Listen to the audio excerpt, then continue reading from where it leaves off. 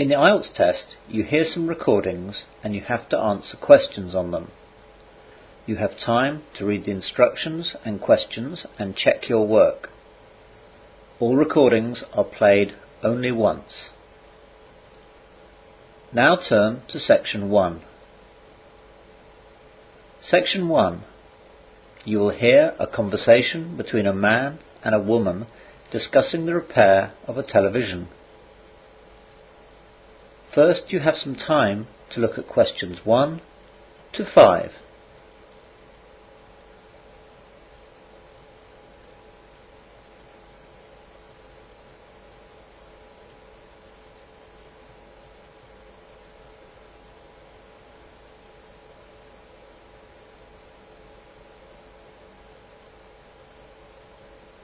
You will see that there is an example.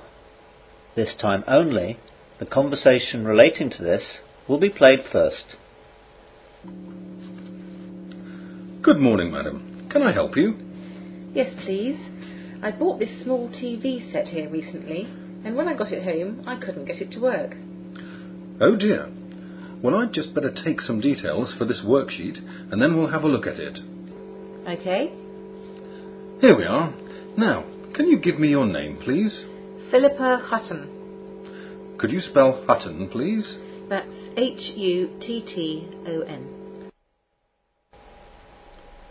So, Hutton is the correct answer.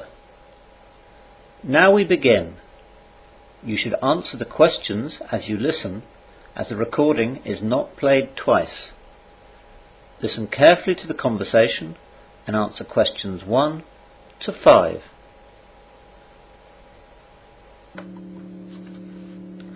Good morning, madam. Can I help you? Yes, please. I bought this small TV set here recently, and when I got it home, I couldn't get it to work. Oh dear. Well, I'd just better take some details for this worksheet, and then we'll have a look at it. Okay. Here we are. Now, can you give me your name, please? Philippa Hutton. Could you spell Hutton, please? That's Hutton. Thank you. And your address? 13 Glen Avenue, Westley. Do you know the postcode? Yes, it's WE5 8GF. And what's your phone number? My home number is 01748 524 965, and my mobile number is 07745 276 145. OK, got that. Now, did you still have the receipt for the television? Yes, it's right here. Let's have a look. Right, so you bought it on the 5th of June, that's 2 days ago. So what exactly is wrong with the TV?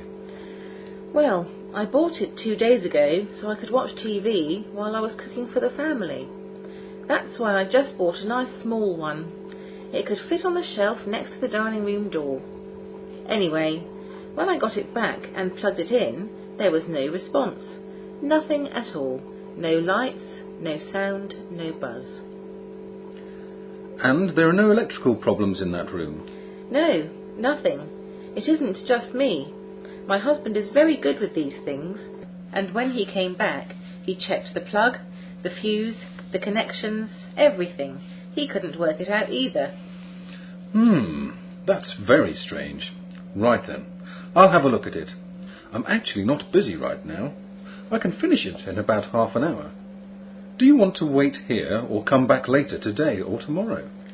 I'll go to the supermarket across the road and get some shopping done, and I'll come back in about an hour. Is that all right? Yes, I'll be able to tell you what's wrong by then. By the way, your job number is J25, but it doesn't matter as I'll be here when you get back. See you later then. Before the conversation continues, you have some time to look at questions 6 to 10.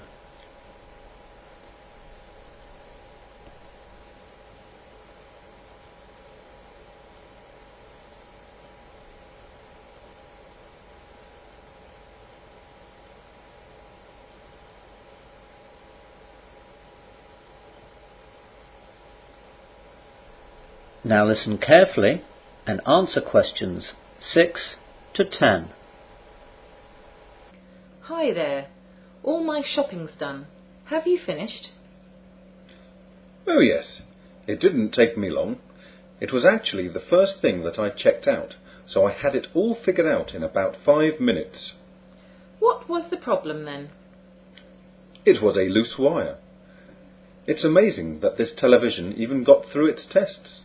I suppose that nowadays not everything is tested properly, and they just assume that everything will be all right. With all the things that can go wrong though, with bad connections, faulty chips, the screen dynamics and everything, it's amazing they all don't go wrong more often. So, what can you do about it?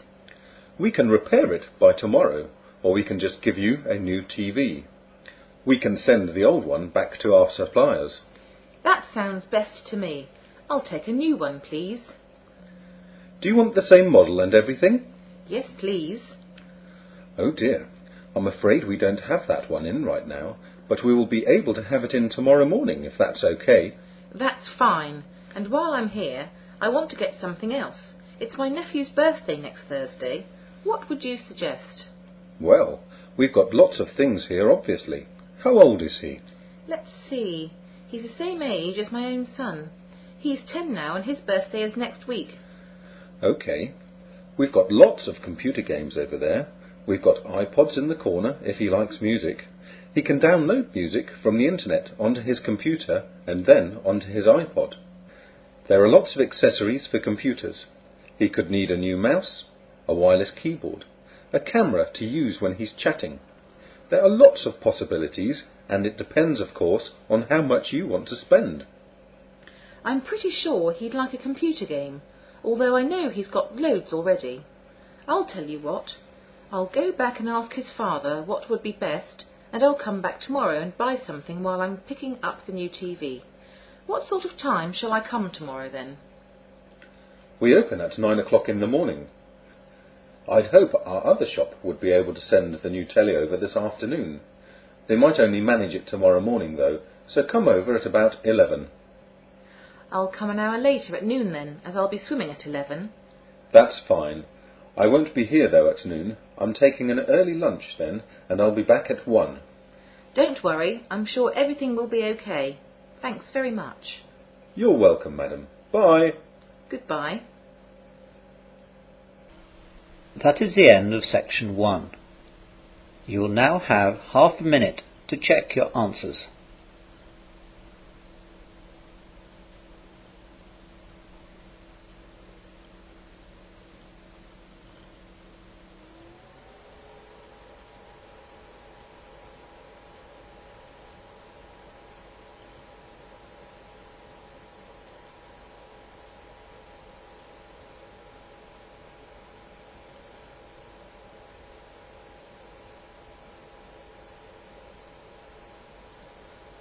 Now turn to section 2. Section 2. You will hear a policeman giving a safety talk to new students at the University of Westerly. First you have some time to look at questions 11 to 15.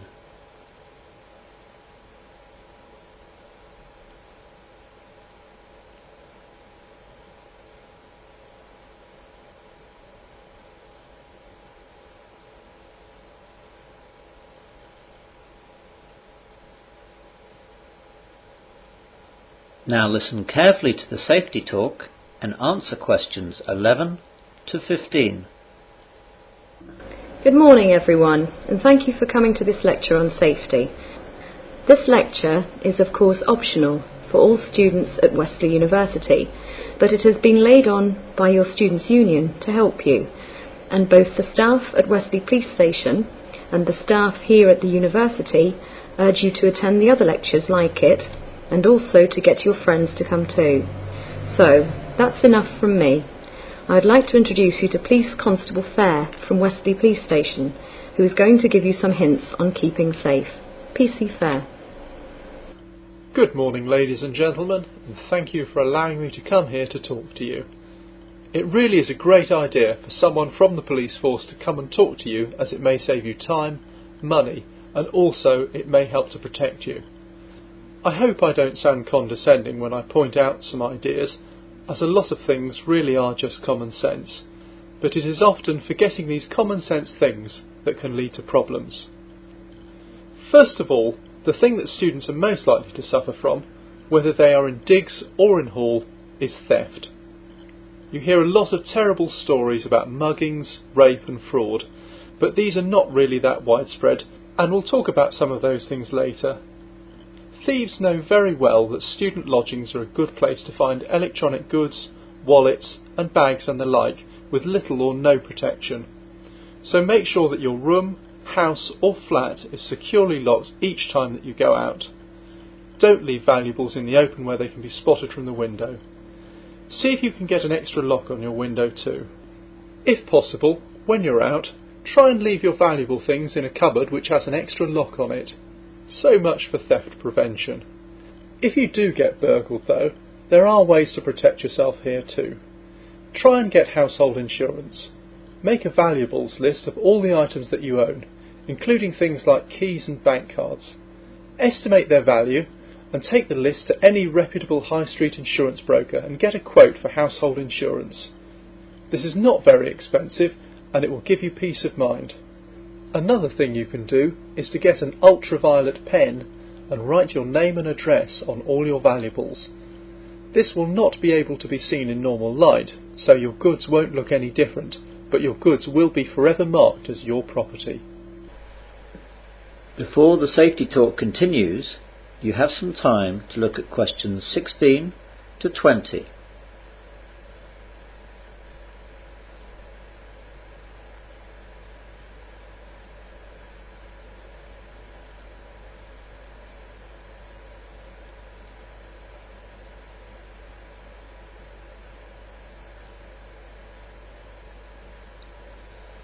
Now listen to the rest of the safety talk and answer questions 16 to 20.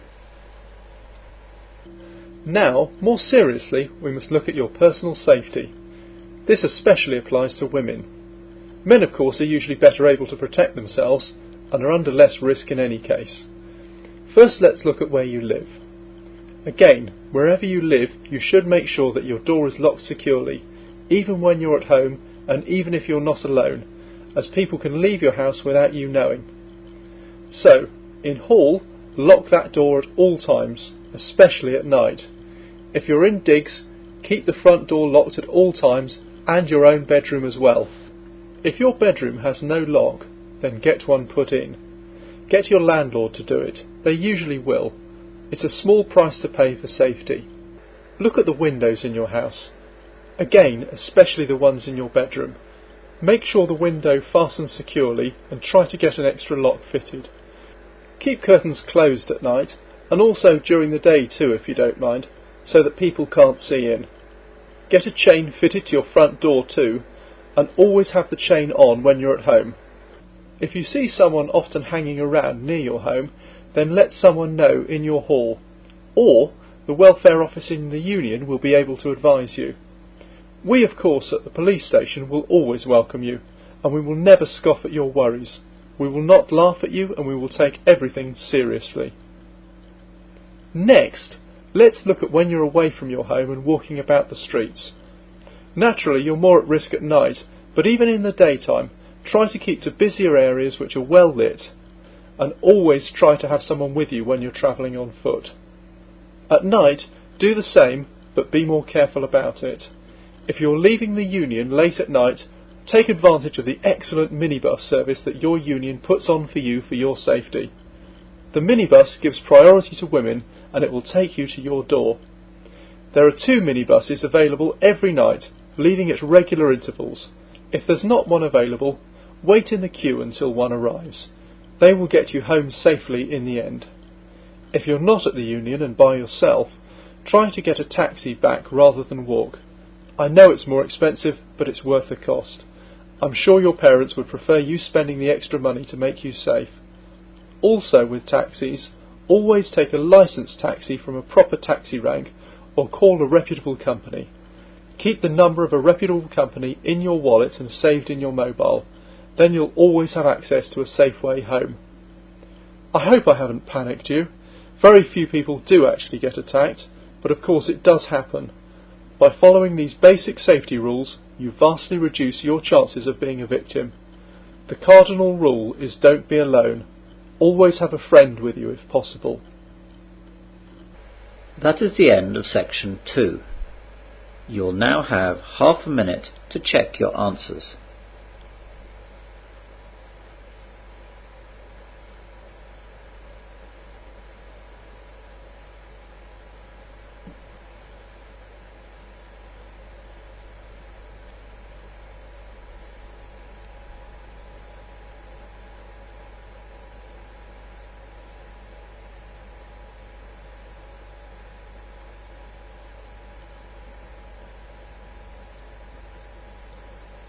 Now turn to section 3. Section 3. You will hear a student and her tutor discussing an essay. First, you have some time to look at questions 21 to 26.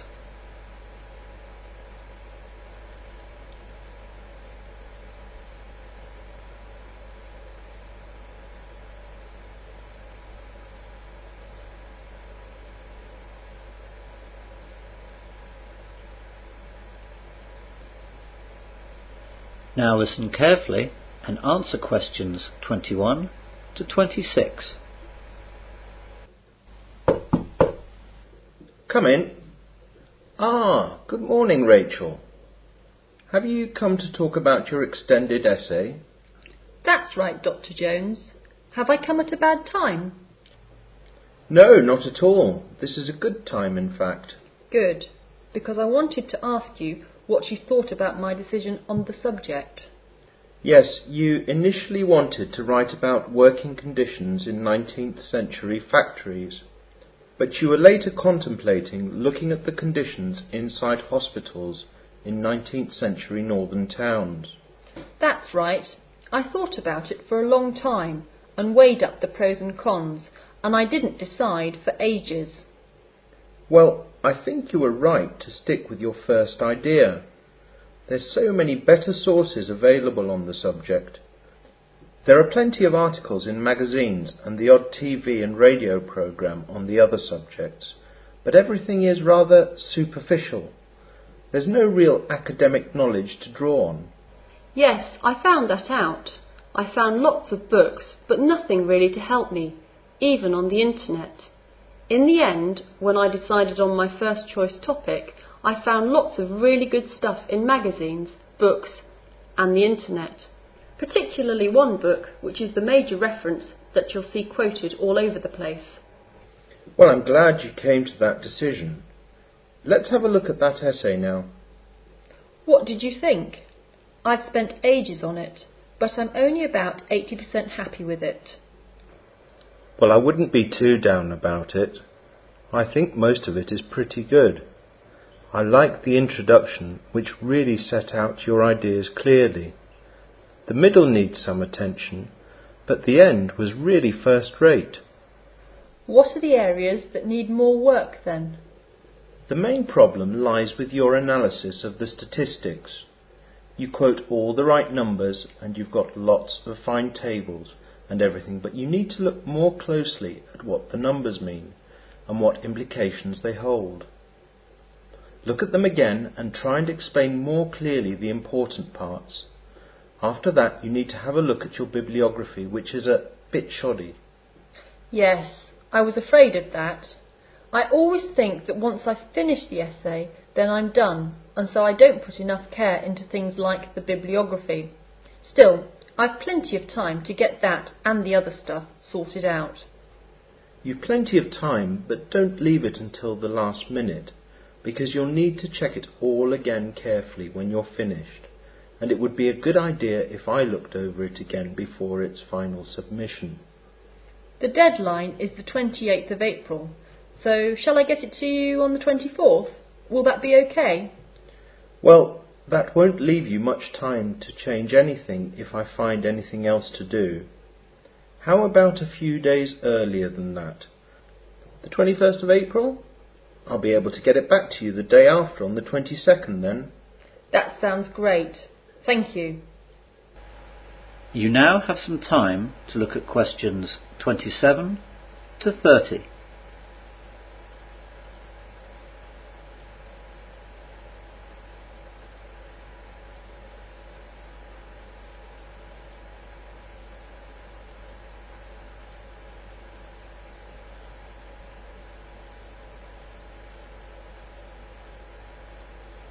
Now listen to the rest of the discussion and answer questions 27 to 30. I'd also like to ask you about that presentation that I have to give next month. Yes, what's the problem?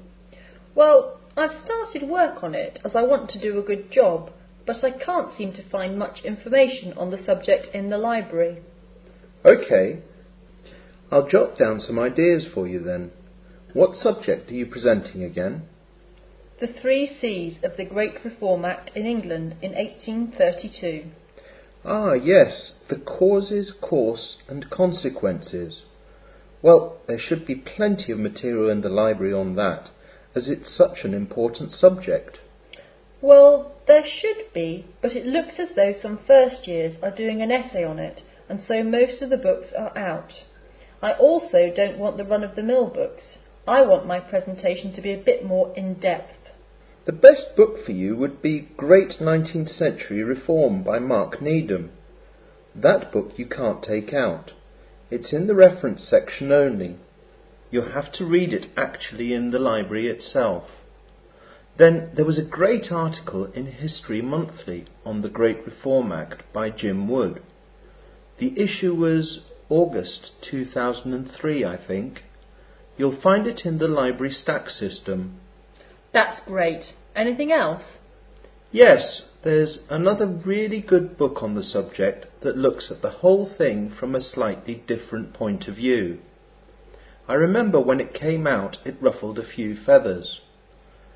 It's called Political Reform and it's by Rob Jenkins. The thing is though that I know our library hasn't got it. As you're preparing so far in advance though, you'll be able to order it through interlibrary loan. Just go to the library reception and they'll give you the forms to fill out. It'll come in about a week, I expect. OK, I'll do that straight away. Finally, there's the book, Reform and the 19th Century, which I actually wrote.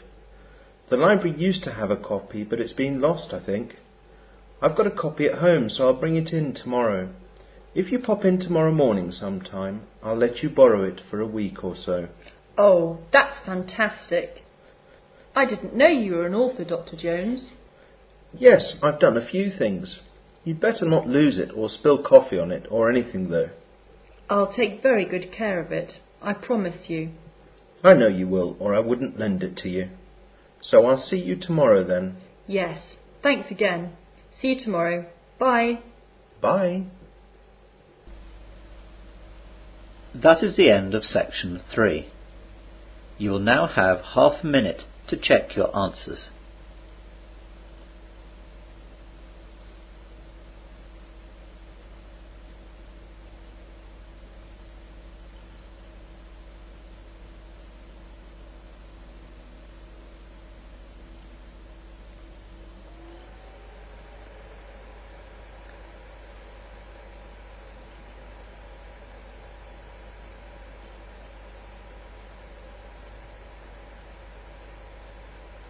Now turn to section 4. Section 4. You will hear part of a food science lecture. First, you have some time to look at questions 31 to 36.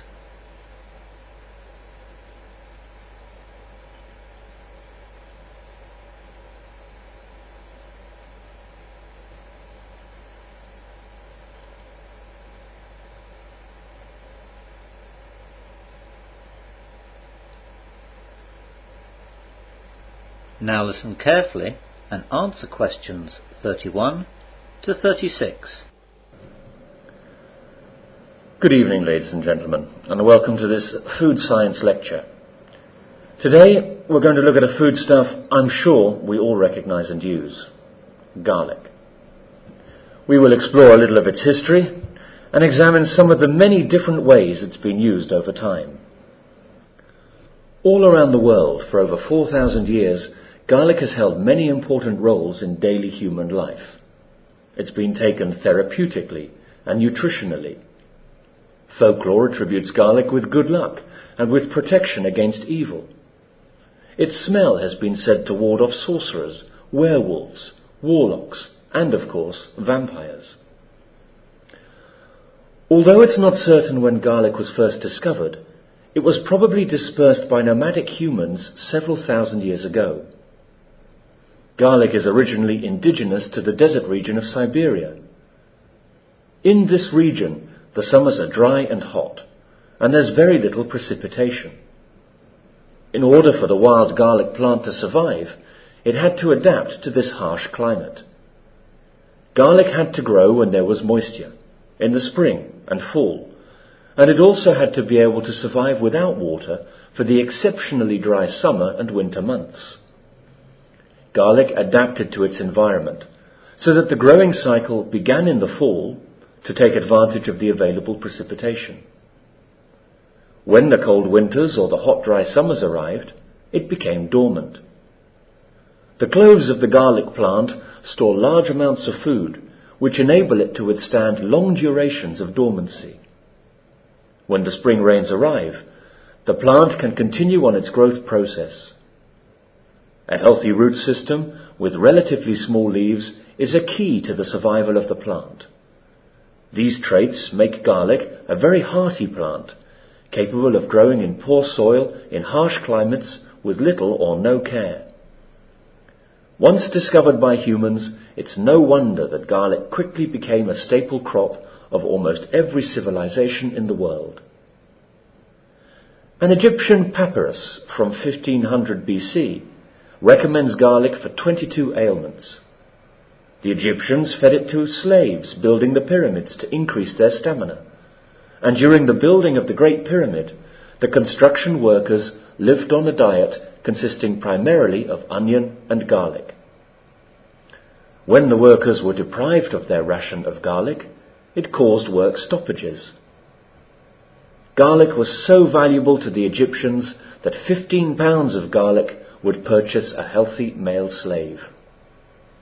Ancient Egyptians worshipped garlic as a god, and its name was often invoked at oath-takings.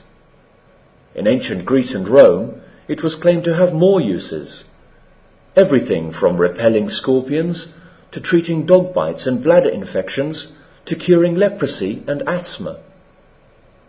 Chinese scholars mentioned garlic in Sanskrit writings as early as 3000 BC. Garlic was so prized in ceremony and ritual, it's said that lambs offered for sacrifice in China were seasoned with garlic to make them more pleasing to the gods. Crusaders returning to Europe after faraway battles are generally credited with bringing garlic back with them to Europe, and there, in the Middle Ages, it was thought to prevent the plague. You now have some time to look at questions 37 to 40.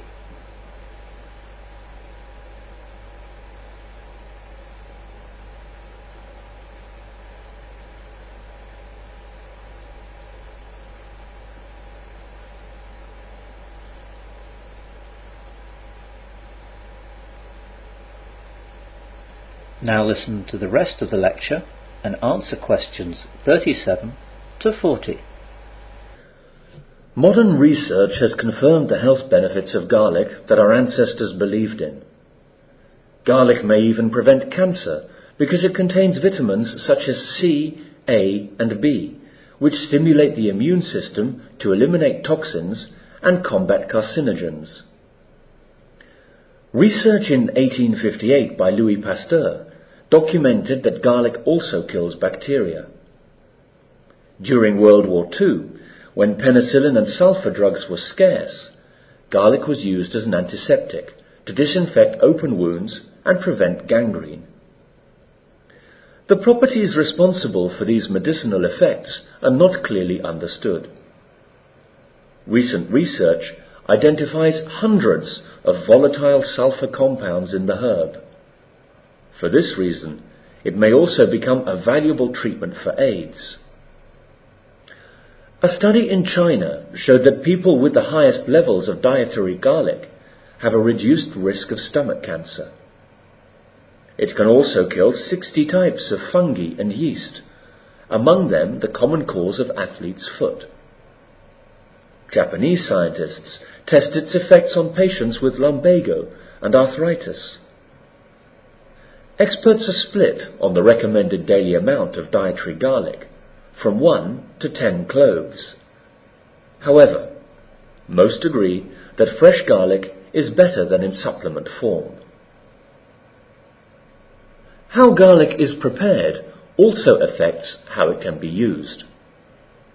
When the clove is cut or crushed, an enzyme contained within the plant cells combines with an amino acid. This creates a new compound called allicin, which has been shown to kill 23 types of bacteria, including Salmonella and Staphylococcus. When garlic is heated, a different compound is formed that can prevent arteries from clogging and reduce blood pressure and cholesterol levels. The blood-thinning quality of garlic may also be helpful in preventing heart attacks and strokes. Indian doctors have long pointed to studies that demonstrate garlic has a preventative effect on the development of arteriosclerosis, thrombosis, and hypertension. Now let's look at some other things. That is the end of section 4. You will now have half a minute to check your answers.